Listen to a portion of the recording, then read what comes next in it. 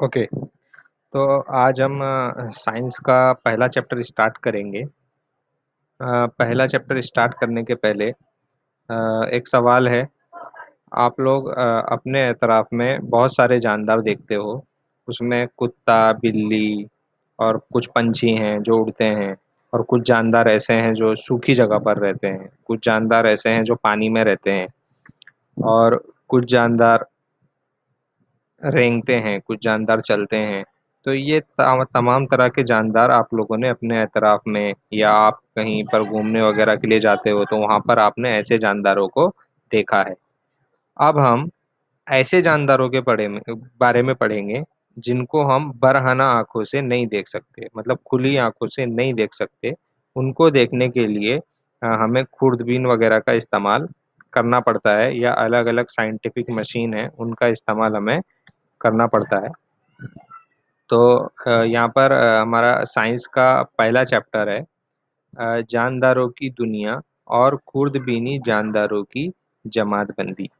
तो हम लोग पहला चैप्टर स्टार्ट करेंगे, उसमें खूर्दबीनी जानदारों के बारे में आपको पढ़ना है, और उनकी जमातबंदी किस तरीके से की गई वो आपको पढ़ना है। तो अब यहाँ पर जानदारों की जमातबंदी की गई है, तो पहला क्वेश्चन ये आता है कि जमातबंदी की ज़रूरत क्यों महसूस हुई। अगर हम यहाँ पर अपने एतराफ़ में देखते हैं तो इतने सारे जानदार हमें दिखते हैं। इसके अलावा बहुत सारे ऐसे जानदार हैं जिनको हमने नहीं देखा। तो टोटल ऐसे 87 मिलियन जानदार पूरी दुनिया में मौजूद हैं। अगर सेपरेटली अलग-अलग एक-एक जानदार की अगर स्टडी करने के लिए हम जाएँगे तो ज़्यादा वक़्त वहाँ पर जाएगा।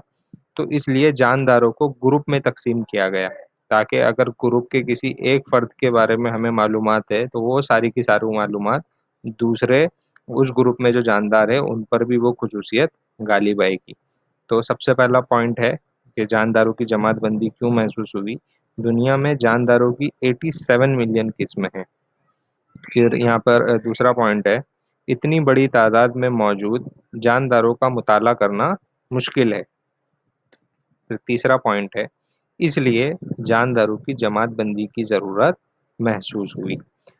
अब जमातबंदी करने के लिए यहाँ पर 4 साइंटिस्ट आए जिन्होंने जानदारों को अलग-अलग ग्रुप में तक़सीम किया। तो अब हम जानदारों की जमातबंदी देखते हैं। तो सबसे पहले साल 1735 में कार्ल लिनस ने जानदारों के 2 ग्रुप बनाए, नबातात और हैवानात। उसके बाद साल 1866 में हैकल हैकल ने 3 ग्रोह का तस्वुर पेश किया, प्रोटिस्टा, नबातात और हैवानात। इसके बाद साल 1935 में चैटन ने 2 ग्रोह तश्कील किए, वाज़ेह मरकज़ा बरदार और गैर वाज़ेह मरकज़ा बरदार। फिर इसके बाद साल 1948 में कॉपलैंड ने जानदारों के 4 ग्रोह तरतीब दिए, मोनेरा, प्रोटिस्टा, नबातात और हैवानात। तो ये 4 साइंटिस्ट ने अलग-अलग ग्रुप बनाए, और ये ग्रुप बाद में जाकर रिजेक्ट किए गए, क्योंकि ये सारे जानदारों को इन ग्रुप में इंक्लूड नहीं कर सकते थे, शामिल नहीं कर सकते थे। तो आखिर में विटेकर ने जानदारों की जमातबंदी की, जिसे तस्लीम किया गया, कबूल किया गया रॉबर्ट हार्डिंग विटेकर ने। तो सबसे पहला ग्रुप उसने मोनेरा बनाया, उसके बाद प्रोटिस्टा, उसके बाद प्लांट्स, एनिमल्स और फंगी मतलब फफूंद।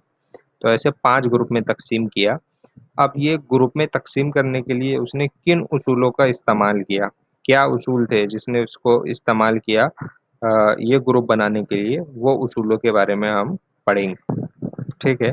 तो सबसे पहली ख़ुसूसियत है खलवी साख़्त की पेचीदगी। खलवी साख़्त की पेचीदगी में सबसे पहले हम खलिये के बारे में पढ़ते हैं। खलिया इंसान की बुनियादी इकाई है। बुनियादी इकाई मतलब इंसान एक-एक खलिये से मिलकर बना है। अब इसको हम मिसाल से समझते हैं। फॉर एग्ज़ाम्पल आपने चॉक का एक टुकड़ा लिया, उस चॉक के बारीक-बारीक आपने ज़र्रे किए, तो आखिर में आपको ऐसे ज़र्रे मिलेंगे जिनको वापस तक़सीम नहीं किया जा सकता। तो वो ज़र्रे चॉक के खलियात कहलाएँगे। उसी तरह इंसान के अगर छोटे-छोटे ज़र्रे किए जाए, तो ऐसा ज़र्रा आएगा जिसको वापस तक़सीम नहीं किया जाएगा, तो उस ज़र्रे का नाम خلیہ ہے. تو ایسے جاندار جو ایک خلیے سے مل کر بنیں گے ان کو ہم یک خلوی جاندار کہیں گے. اور ایسے جاندار جو ایک سے زیادہ خلیے سے مل کر بنیں گے ان کو کثیر خلوی جاندار کہیں گے. تو اب خلیات میں دو ٹائپ ہے. تو سب سے پہلا ٹائپ یہاں پر لکھا ہے غیر واضح مرکزہ بردار. غیر واضح مرکزہ بردار کا مطلب کیا ہوتا ہے؟ یہاں پر آپ لوگ دیکھ سکتے ہیں یہ خلیے کی شکل ہے. یہاں پر آپ لوگ دیکھیں گے کہ یلو کلر کی یہاں پر ایک لائن موجود ہے. اس لائن کے اندر بہت سے چھوٹے چھوٹے خلیے کے ذرات موجود ہیں. خلیے کی شکلیں یہاں پر موجود ہیں، اجزاء موجود ہیں. ان اجزاء کو ہم خلوی حیوان سے کہیں گے. ان کا نام خلوی حیوان سے ہیں. تو غیر واضح مرکزہ بردار مطلب ایسا خلیہ جس کے خلوی حیوان سے کی باؤنڈری ابسینٹ رہے گی. مطلب خلوی حیوان سے ہیں، ان کی باؤنڈری موجود نہیں رہے گی، ان کی دیوار نہیں رہے گی، تو وہ غیر واضح مرکزہ بردار. دوسرا واضح مرکزہ بردار. واضح مرکزہ بردار مطلب ایسا خلیہ جس میں اس کی خلوی دیوار خلوی حیوان سے میں خلوی حیوانشوں کی دیوار موجود رہے گی، تو وہ واضح مرکزہ بردار. اس کے بعد دوسری خصوصیت اس نے لیا جانداروں کی قسم. تو جانداروں کی قسم مطلب کہ وہ کتنے خلیات سے مل کر بنا ہے. تو یک خلوی مطلب ایسے جاندار جو صرف ایک خلیے سے مل کر بنے ہیں وہ یک خلوی. ان کی مثالیں میں نے یہاں پر آپ کو دی ہیں: امیبا، پیرامیسیم، ڈوگلینا. یہ یک خلوی جاندار ہے. اس کے بعد دوسرا ہے کثیر خلوی. مطلب ایک سے زیادہ خلیات سے مل کر بنا ہے. مثال کے طور پر انسان ایک سے زیادہ خلیات سے مل کر بنا ہے تو وہ کثیر قلبی ہے. اور بھی میں نے یہاں پر مثالیں دی ہیں، جیسے یہاں پر آپ لوگ دیکھ سکتے ہیں مچھلی ہیں، پرندے ہیں، اور مدھو مکھی وغیرہ ہیں. یہ سارے کے سارے جاندار کثیر قلبی جاندار ہیں. اس کے بعد اس نے تیسری خصوصیت کا استعمال کیا تغذیہ کا طریقہ. تغذیہ مطلب وہ اپنی غذا کس طریقے سے تیار کرتے ہیں، وہ انرجی کس طریقے سے حاصل کرتے ہیں. تو سب سے پہلا ہے خود کفیل. خود کفیل مطلب ایسے جاندار جو اپنی غذا خود تیار کریں گے. اس کی مثال ہے نباتات.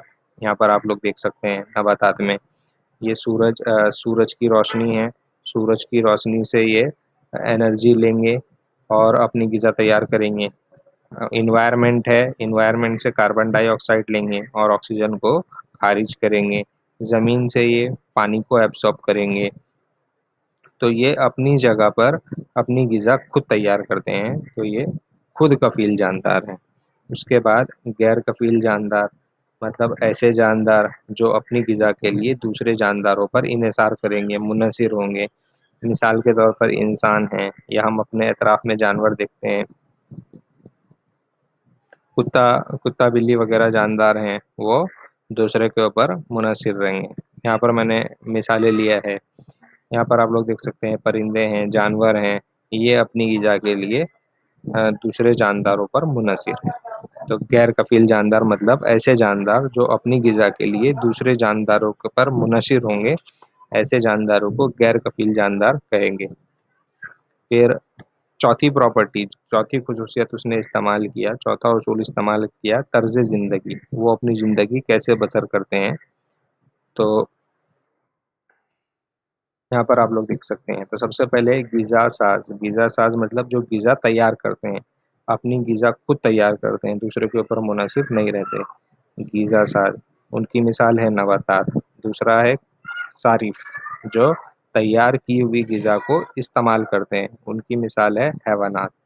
اس کے بعد تجزیہ کار مطلب جو تیار کی ہوئی غذا ہے اس کو ڈیکمپوز کرنے میں، مطلب اس کو توڑنے میں جو مدد کرتے ہیں، تو وہ تجزیہ کار. اس کی مثال ففون ہے. تو یہ اصول ہیں وٹیکر کی جماعت بندی کے اصول جو میں نے یہاں پر آپ کو بتایا ہے. تو سب سے پہلا خلوی ساخت کی پیچیدگی، اس میں آپ نے دیکھا غیر واضح مرکزہ بردار، واضح مرکزہ بردار.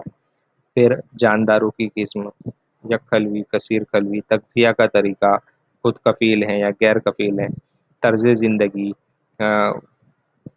غذا ساز، صارف، تجزیہ کار. پھر اس کے بعد نسلی ارتقائی تعلق، مطلب وہ غیر واضح مرکزہ بردار جاندار سے تعلق رکھتے ہیں یا واضح مرکزہ بردار جاندار سے تعلق رکھتے ہیں. تو یہ 5 اصول کی بنا پر وٹیکر نے جماعت بندی کیا۔ اب کیا جماعت بندی کیا وہ اب ہم دیکھیں گے۔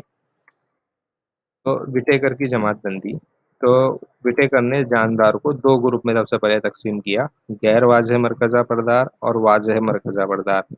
غیر واضح مرکزہ بردار میں ایسے جاندار جو یک خلوی ہیں، ایک خلیے سے مل کر بنے ہیں، تو ان جانداروں کو اس نے عالم مونیرا میں رکھا۔ اس کے بعد واضح مرکزہ بردار میں یک خلوی اور کثیر خلوی دو گروپ میں اس نے تقسیم کیا۔ تو اس میں جو یک خلوی ہیں وہ عالم پروٹسٹا، مطلب یک خلوی واضح مرکزہ بردار وہ عالم پروٹسٹا، اور یک خلوی غیر واضح مرکزہ بردار وہ عالم مونیرا۔ کثیر خلوی میں اس نے 3 حصوں میں تقسیم کیا: عالم پھپھوند، عالم نباتات، عالم حیوانات۔ تو اس طریقے سے اس نے 5 گروپ میں تقسیم کیا۔ اب ایک ایک گروپ کی ہم ڈیٹیل اسٹڈی آگے بعد میں کنٹینیو کریں گے۔ اب اس کے بیس پہ میں نے کچھ یہاں پر ہوم ورک لیا ہے۔ وہ ہوم ورک سب سے پہلا یہاں پر سوال ہے، یہاں پر بیکٹیریا دیا ہے، پروٹوزوا، پھپھوند، یہ سب کو وٹیکر کی جماعت بندی کے حساب سے تقسیم کرنا ہے۔ تو اس طریقے سے میں نے ان کو تقسیم کیا ہے۔ بیکٹیریا ہے وہ غیر واضح مرکزہ بردار ہے، یک خلوی ہے تو اس لیے وہ عالم مونیرا، پروٹوزوا عالم پروٹسٹا۔ تو اس طریقے سے میں نے جتنے بھی جاندار ہیں وٹیکر کی جماعت بندی کے اصول کے طریقے سے اس کو الگ الگ گروپ میں یہاں پر تقسیم کیا ہے۔ تو اس طریقے سے اس کا جواب آئے گا۔ پھر اس کے بعد سوال نمبر 2، سوال نمبر 2 میں یہ چارٹ آپ کو دیا ہے اور اس کے لیے یہاں پر یہ ورڈز دیے ہیں سوال نمبر 2 میں: جاندار، غیر واضح مرکزہ بردار، واضح مرکزہ بردار، کثیر قلبی، یک قلبی، پروٹسٹا، حیوانات، نباتات، پھپھوند کی مدد سے 5 اقلیمی نظام درجہ بندی مکمل کیجیے۔ تو جاندار ہیں تو 2 حصوں میں اس نے تقسیم کیا تھا، تو یہاں پر آئے گا غیر واضح مرکزہ بردار، ادھر واضح مرکزہ بردار۔ اس طریقے سے یہ جو دو، اس کے لیے یہ جواب آپ لوگ اس کو لکھ سکتے ہیں۔ تو یہ اس کا جواب ہے۔ پھر اس کے بعد سوال نمبر 3 ہے: جانداروں کی جماعت بندی کی ضرورت کیوں محسوس ہوئی؟ تو میں نے اسٹارٹنگ میں آپ کو بتایا تھا کہ پورے دنیا میں 87 ملین جانداروں کی قسمیں ہیں۔ اتنی بڑی تعداد میں موجود جانداروں کا مطالعہ کرنا مشکل ہے، اس لیے جانداروں کی جماعت بندی کی ضرورت محسوس ہوئی۔ تو اتنا ہم نے، یہ ہمارا پہلا سائنس کا پیریڈ ہے، اس میں ہم نے سمجھا ہے۔ پھر آگے اس کے کیا کیا گروپس ہیں، کچھ گروپس کے بارے میں ہم لوگ ڈیٹیل اسٹڈی کریں گے، جیسے عالم مونیرا ہے، عالم پروٹسٹا ہے، عالم نباتات ہے، عالم حیوانات ہے، عالم پھپھوند ہے، ان کی خصوصیت کیا کیا ہیں وہ ہم لوگ آگے اسٹڈی کریں گے۔